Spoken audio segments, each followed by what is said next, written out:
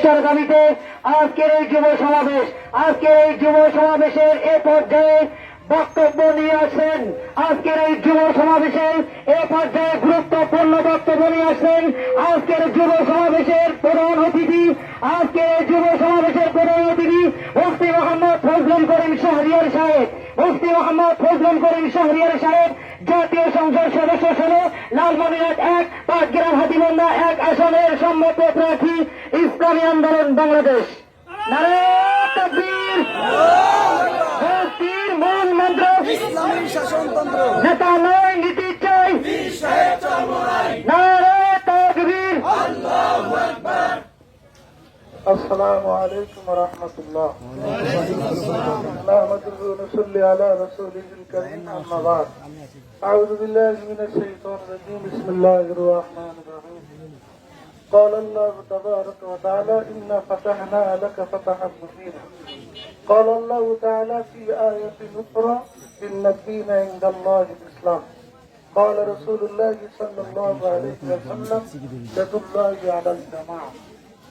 ইসলামী আন্দোলন বাংলাদেশ জংরা ইউনিয়ন শাখা কর্তৃক আয়োজিত আজকের এই যুব সমাজের পরম শ্রদ্ধা ভাজন সভাপতি, বিভিন্ন ওয়ার্ড ইউনিয়ন থেকে আগত দায়িত্বশীল ভাইয়েরা এবং জংরার সর্বস্তরের মুসলিম ভাইয়েরা আমার, আপনারা ভালো আছেন? আলহামদুলিল্লাহ।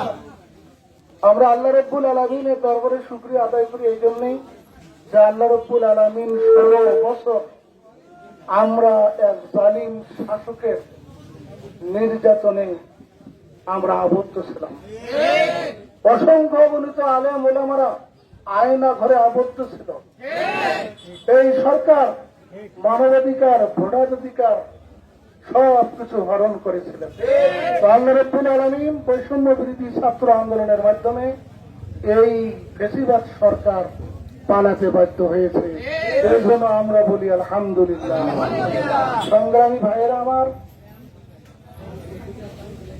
যখন এই বাংলাদেশ 1971 সালে স্বাধীনতা লাভ করে, কেন স্বাধীনতার ডাক দিয়েছিলেন বঙ্গবন্ধু এদেশের মুক্তিযোদ্ধা ভাইয়েরা? তার একটাই কারণ হলো পূর্ব পাকিস্তানের মানুষ আমরা অশান্তির মধ্যে ছিলাম। পশ্চিম পাকিস্তানেরা আমাদের ন্যায্য অধিকার, আমাদের উপর যখন বৈষম্য, আমাদের উপর জুলুম অত্যাচার করা শুরু করলো, তখন সাম্য, মানবিক মর্যাদা এবং সামাজিক ন্যায় বিচার এই তিনটা আহ্বানে বাংলাদেশের যুদ্ধের ঘোষণা করা হয়। অত্যন্ত দুঃখের বিষয়, আমাদের এই বাংলাদেশ 1971 সাল থেকে নিয়ে 53 বছরে আমরা সাম্য, মানবিক মর্যাদা এবং সামাজিক ন্যায় বিচার আমরা পাই নাই। বঙ্গবন্ধুর শাসন দেখেছি, এরশাদের শাসন দেখেছি, 4 দলীয় জোটের সরকার দেখেছি, খুনি হাসিনার সরকার দেখেছি। কোন সরকার আমাদের বাংলাদেশের কোন নাগরিকের জানের নিরাপত্তা দিতে ব্যর্থ হয়েছে, সমান অধিকার দিতে ব্যর্থ হয়েছে, সামাজিক ন্যায় বিচার দিতে ব্যর্থ হয়ে আমাদেরকে সামাজিক ন্যায় বিচার করতে ব্যর্থ হয়েছে। যারা দলীয়, যারা আওয়ামী লীগ করেছে, 7 খুন করলেও আওয়ামী লীগদের 7 খুন মাফ। যারা বিএনপির আমলে ছিল, বিএনপিরা 7 খুন করলেও তাদের 7 খুন মাফ। এটা রাজনীতি হতে পারে না, এরকম রাষ্ট্র চলতে পারে না। সংগ্রামী ভাইয়েরা আমার, এই 53 বছরে কত সরকারের উদ্বোধন হয়েছে। আমরা বিএনপির আমলে হাওয়া ভবন কথা আমরা ভুলে যাইনি। আওয়ামী লীগের আমলে সারা বিশ্বের মধ্যে দুর্নীতিতে 1 নম্বর চ্যাম্পিয়ন হয়েছে। এই জন্য আমরা যারা আওয়ামী লীগ ভাই আছেন, বিএনপির ভাই আছেন, জাতীয় ভাই আছেন, আমি আপনাদেরকে উদাত্ত আহ্বান জানাবো, বঙ্গবন্ধুর আদর্শে আদর্শিত হয়ে, জিয়ার আদর্শে আদর্শিত হয়ে, এরশাদের আদর্শে আদর্শিত হয়ে নাজাত পাওয়া যাবে না, জান্নাত পাওয়া যাবে না। একটা মানুষ সারা বছর বঙ্গবন্ধুর আদর্শ লালন করলো, যখন মারা যায় দাফন করে, জানাজা পরে যখন কবরে রাখা হয়, বলা হয় বিসমিল্লাহি ওয়া আলা মিল্লাতি রাসূলিল্লাহ। অথচ আল্লাহর বান্দা তার গোটা জিন্দেগি বঙ্গবন্ধুর আদর্শে আদর্শিত।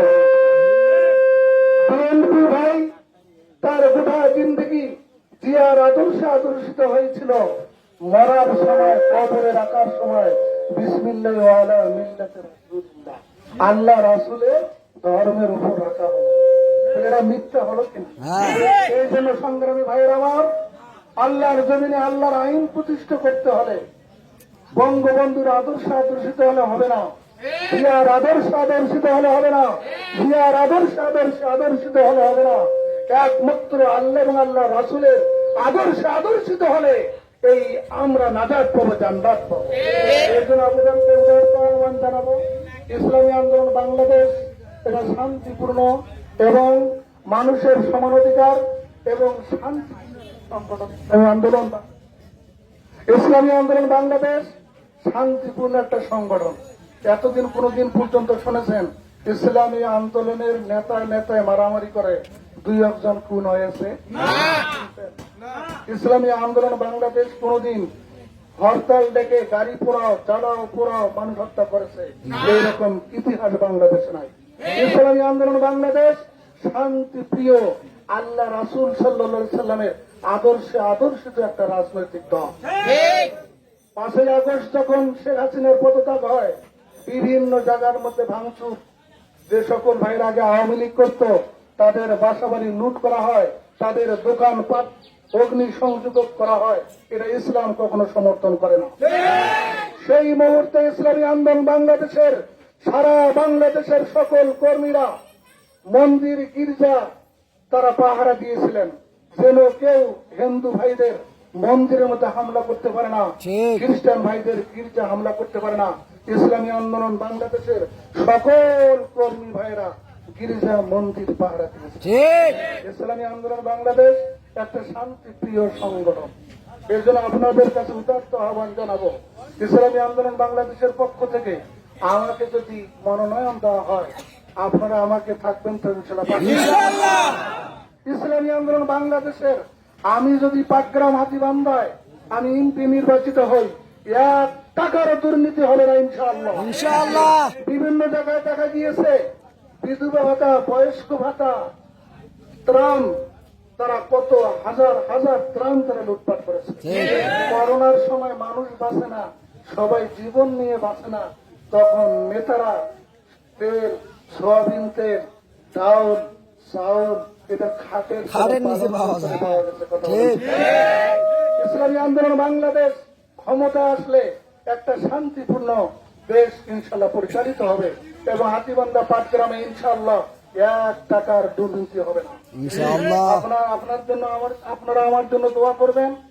ইনশাআল্লাহ আমি যদি সংসদ সদস্য নির্বাচিত হই, আমি আপনাদের পাশে থাকবো ইনশাআল্লাহ। এবং ইনশাআল্লাহ হাতীবান্ধা পাটগ্রামের 1 টাকার দুর্নীতি হবে না। যেটা গরিব মানুষের অধিকার, বয়স্ক ভাতা যার পাওয়ার অধিকার, এরকম প্রতিবন্ধী ভাতা পাওয়ার যে অধিকার, ঘুষ ছাড়া ইনশাআল্লাহ তাদের প্রতিভাতা এবং যত ভাতা আছে এগুলি আমরা প্রদান করব। সংগ্রামী ভাইয়েরা আমার বক্তব্য আমি দীর্ঘায়িত করতে চাই না, আপনার কাছে দোয়া চাই, আপনারা আমাদের জন্য দোয়া করবেন এবং ইসলামী আন্দোলন বাংলাদেশের পতাকাতলে আসার জন্য আমি সবাইকে উদাত্ত আহ্বান জানাচ্ছি।